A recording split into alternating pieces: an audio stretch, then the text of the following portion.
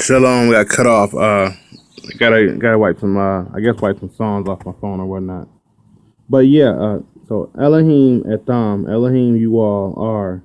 Well, the R is really implied. Elohim you all, and we're really it's kind of.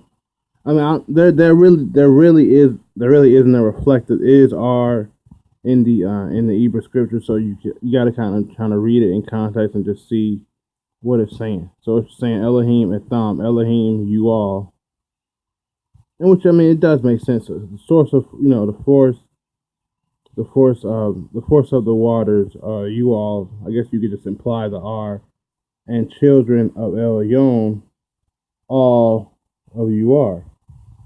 So I mean, the song is kind of pointing to, I mean, alluding to this story. Obviously, if the if a head receives all these things, then the children of that head will receive all these things, and that's kind of what I got from Bereshit 1:1. Because honestly, I will say that Genesis 1:1 is definitely not speaking of a creation of, I guess, a creation of time, so to speak. Like the English tried to point to that, but I mean, honestly, it definitely isn't. Read chapter 2 and then go back and read 1, and you'll see the correlation. Adam was formed day 3, not day 6, and I mean, it kind of gives you that. It kind of creates a big difference in the English scripts, which it's a lot of discrepancies with that. So I mean, just study it and take a look at it. But that's just what I thought I'd share. Because I always considered Bereshit. I always looked at it as broken down into 3 words, not just one. There's multiple ways to look at this. You can look at you can put the BR with it, and it would be sun, fire sign, like the sun. Like a boy, a child boy. And I mean, it would just be a different thing as well. But it's like I always say, it is multiple ways to look at the Hebrew scriptures. But in this case, I wanted to do the head inside the head sign, just to kind of correlate, kind of show a different way to look at this, but not so much different like outside of the context of what it is, because we've heard in the New Testament, so to speak, where Yahushua is saying the kingdom is within. And then we've also heard in Isaiah where Yahuwah is saying, heaven is my throne, and the earth is my footstool. The footstool is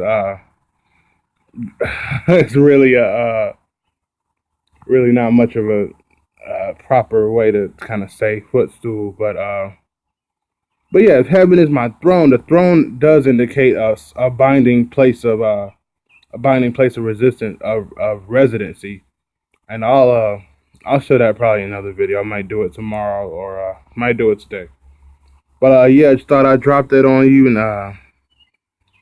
get some knowledge out. But that's what it is basically. Bereshit bara Elohim being the source force of the mind, source force of the water.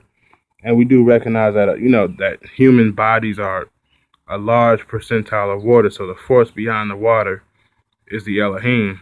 And the thing that drives the body is the mind. Is that essentially. And Hashamayim, breaking that down, this is going to be the word Sham. They have it as renowned, the renowned river, or the renowned waters. You could break it down into the fire manifested, or you could break it down to the fire origin. Either one of those kind of point to still, from a body standpoint, kind of point to the point back to the mind. Either way you look at it. But that's all I thought I'd drop for now. Appreciate you looking in, and look out for the next. Shalom.